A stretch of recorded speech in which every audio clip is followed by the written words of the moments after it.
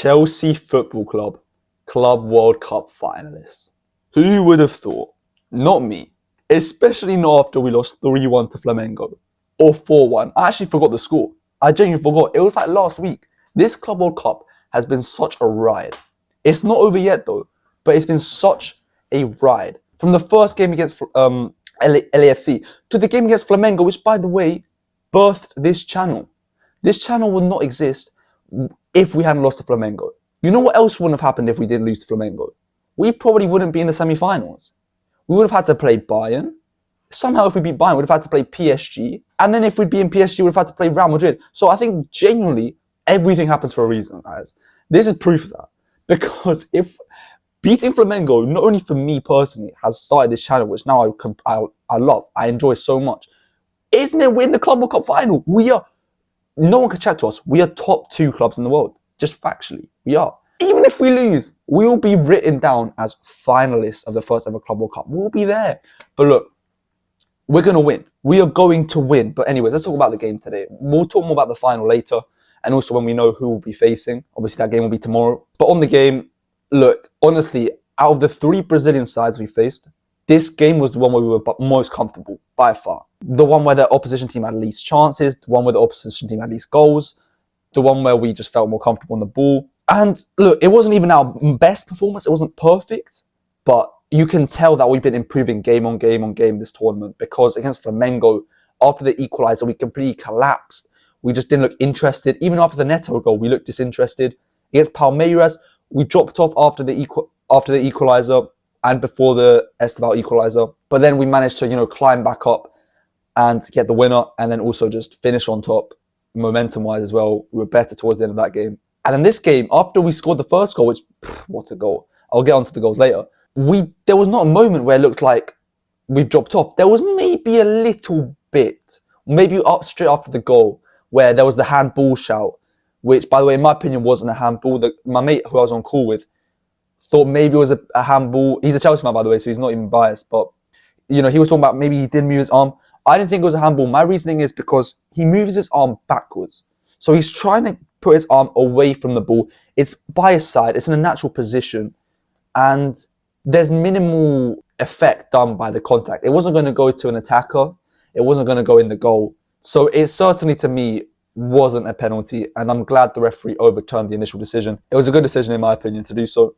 But then also the chance they had where, obviously, Sanchez, for some reason, just doesn't come off his line. And when he does, it goes past him too easily. And then Cucurella, thank the Lord for Cucurella. He's there, as always, so reliable. And he makes the goal line clearance. It's been easy to forget this season, with all of Cucurella's offensive contributions and goals and big moments, that the guy is a defensive, he's a pillar.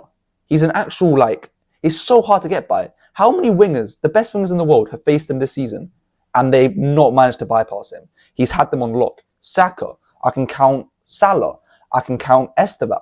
This guy has had some of the best wingers in the world on lock. And it doesn't even have to be one-on-one defending. We saw his zonal positioning today was incredible for that goal line clearance.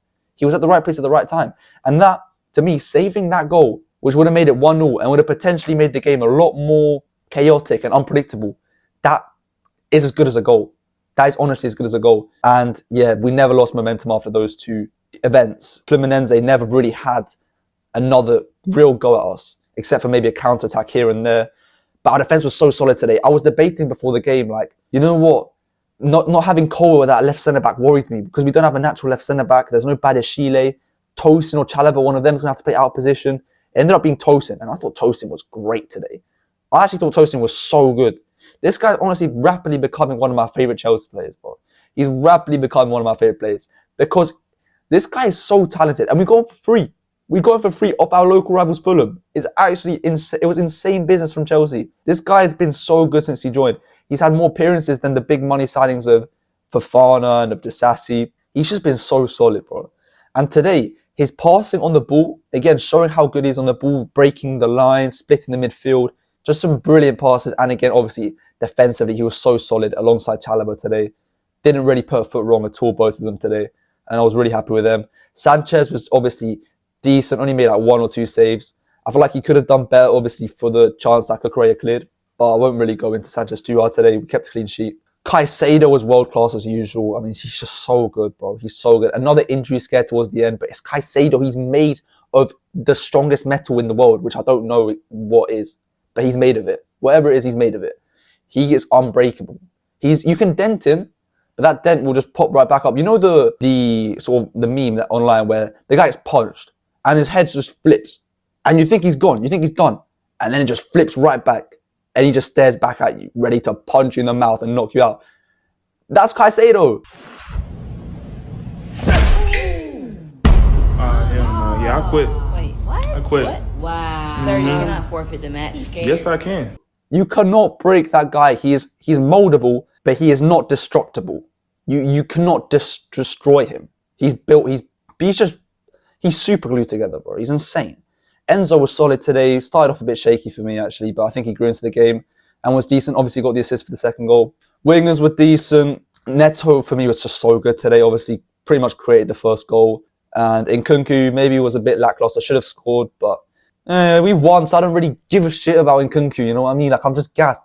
But Joao Pedro, I've been waiting to get on this guy. Palmer was decent today. It was just Palmer, and he was good. Not the best Palmer performance, not the worst either. But Joao Pedro, this guy is, again, becoming one of my favourite players. When we signed Jackson, we were like, oh, he's going to fix our striker problems. Didn't do it. When we signed Delap, he's like, oh, he's going to fix our striker problems.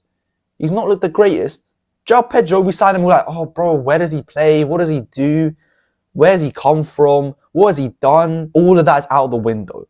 It's out of the window. Because today he had one of the best debut starting performances I've ever seen for Chelsea. Obviously, he had an insane cameo last game against Palmeiras, which was only like 30 minutes. But today, I think he could have got a hat-trick if he stayed on. The guy gets stuck in. On the ball, he creates chances. On the ball, he's reliable as well. Can link up with the midfield. And mate, he's so clinical. I thought this guy was going to be like another Havertz, who was like nice to look at, but then can't finish his dinner. Mate, he was doing more than finishing his dinner. The two chances he scored, firstly, the first one came out of nowhere. I don't think I've seen a goal like that from a Chelsea player since Diego Costa's goal against Southampton in 2017. Those of you who know what the goal I'm on about are real ones. You remember that goal Diego Costa scored against Southampton in 2016-17, where he just flicks the ball, cuts inside on his right, and just curls it into the top corner. It was like that, and I haven't seen a goal like that since then. Remind me if I'm wrong, or correct me if I'm wrong, but Jackson's never scored a goal like that. And Tammy Abraham never scored a goal like that. Vernon and Lukaku never scored a goal like that. It was just, this guy is so good. And then the second goal is like, when we were running up, when we were on the counter-attack, it was 4v2, I remember. I think it was Joao Pedro, and there was Enzo somewhere in there. I think Nkunku and Palmer were probably there as well. It was a 4v2 though. And I was like, Joao Pedro, he's an unselfish player. He's going to look for the pass. He's a creator. He got 6 assists in the league last season for Brighton. You know, as much as he likes to score, he likes to assist as well. Joao Pedro, when he cuts inside, I'm like, okay, I think he's probably missed his chance here to pass and or shoot. You know, he's let the defence get back into shape and get in front of him, get goal side. And no one's really in a good running position now. When he slapped that ball, my first thought is he skied it. Then I'm like, wait, it's actually shot quite well. Then it hits the bar and it goes in. And I'm like, who have we signed? Who have we signed? That was a shot. I don't even think Hulk could get the power that Joao Pedro got on that shot. I just hope this isn't like a false dawn. Because if this guy can be like this next season, we have got an actual player on our hands. And such a player. And I'm glad that he couldn't celebrate because obviously it's his old club. But when was the last time we saw a debut this good? Chelsea fans, we are eating right now. We're in the Club World Cup final. And I don't want to hear anybody say we've had an easy run. Because when we've had to win against the opponents we've been put up against, we've done the job. We didn't have to beat Flamengo. We had to beat Tunis. We beat them. We had to beat Benfica. We got that job done. We had to beat Palmeiras. We got that done. And we had to beat Fluminense. When we've had to win, we won. So what do you want me to say? You can't complain that we've had an easy run when we don't control the draw. It's like you could say you lost to Flamengo and you still got an easy run. You're so lucky. Yeah, because PSG lost to Botafogo, or because I don't even know if PSG were on our side anyway. But because PSG would have been on our side because PSG lost to Botafogo. Because we didn't have Bayern Munich in the round of 16 because Bayern Munich lost to Benfica. So why is it not their fault that they got the hard draw and that we got the easy draw? Because technically, we had to play Botafogo, who topped their group with PSG in it, and we had to play Benfica, which topped the group with Bayern Munich in it. And we had to beat Fluminense, who beat Al Hilal, who took Man City down, and Fluminense themselves took out Inter. So how is it our fault? We've just gone up against and I'm not saying that because Fluminense beat Al Hilal, who beat Man City, then they're better than Man City. And I'm not saying the same for Botafogo and for Benfica. But what I'm saying is it's out of our control. We can only control what's in front of us. And look, obviously, if we had ended up getting Bayern Munich and we lost to Bayern Munich, I'd have been pissed. I'd have been like, yo, that Flamengo lost, man. Like, we could have had a run. But it's just hypothetical. We don't have to worry about that. You know, we can address the loss as a bad performance, but it hasn't ruined our tournament. And when we've had to win the games that we had to win, we won them again. And to me, bro, Joao Pedro was so good. Was so good. And I feel kind of bad for Jackson, bro. Because when he came on, look, I like Jackson. I hate on him a lot, like all of us, because he's been really frustrating at times. But I like him. I think he likes the club. I think he wants to stay ideally. I think he really wants the club to succeed with him at it. And I don't mind him staying.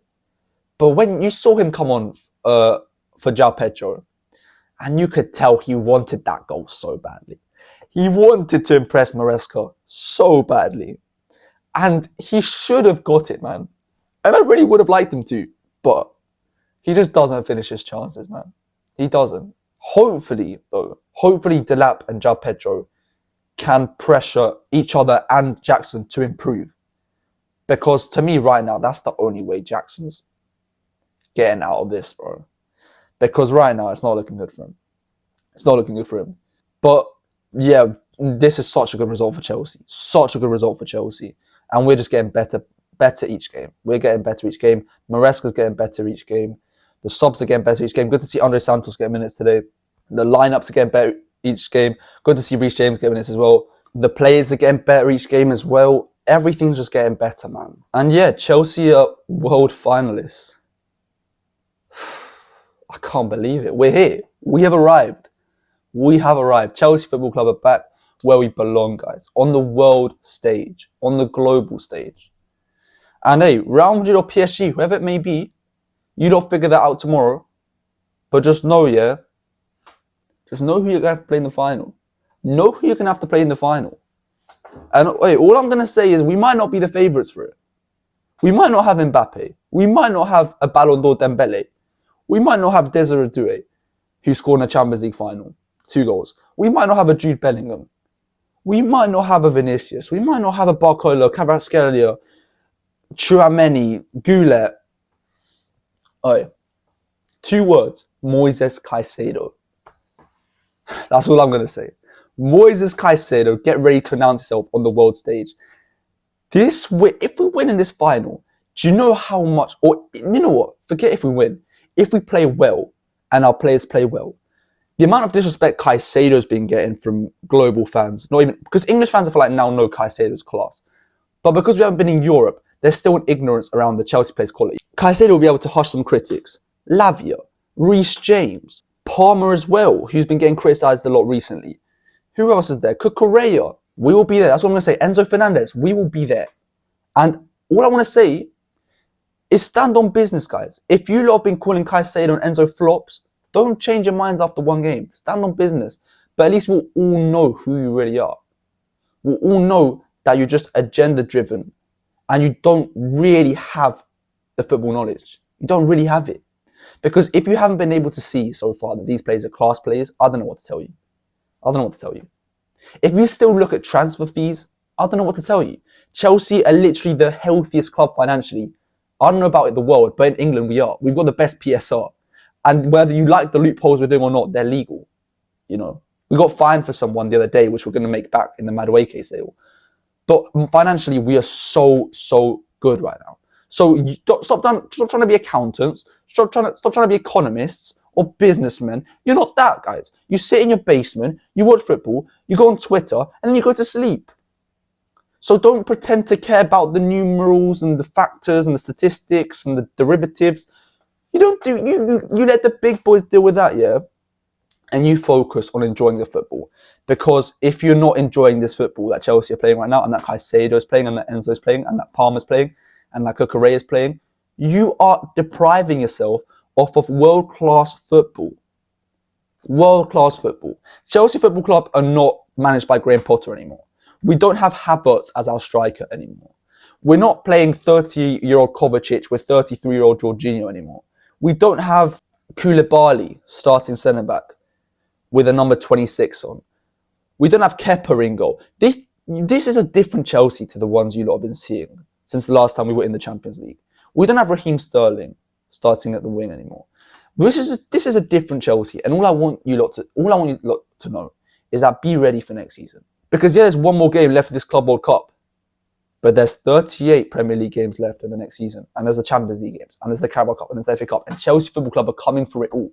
And if you're not ready, Chelsea will snatch a chain, because we've got nothing to lose this next season. We've got everything to go for, though.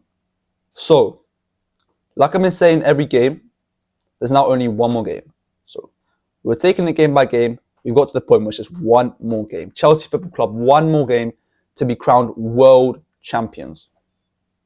World champions. No one else can take that away from us if we go and get it. But look, there'll be a pre-match preview and predictions to the final when we know who we're playing against, and it gets closer to the day on Sunday. But look, I hope the lads take a bit of a rest and then get straight back to training, because we are Chelsea Football Club and we need to go win these things. So yeah, wow, in a bit.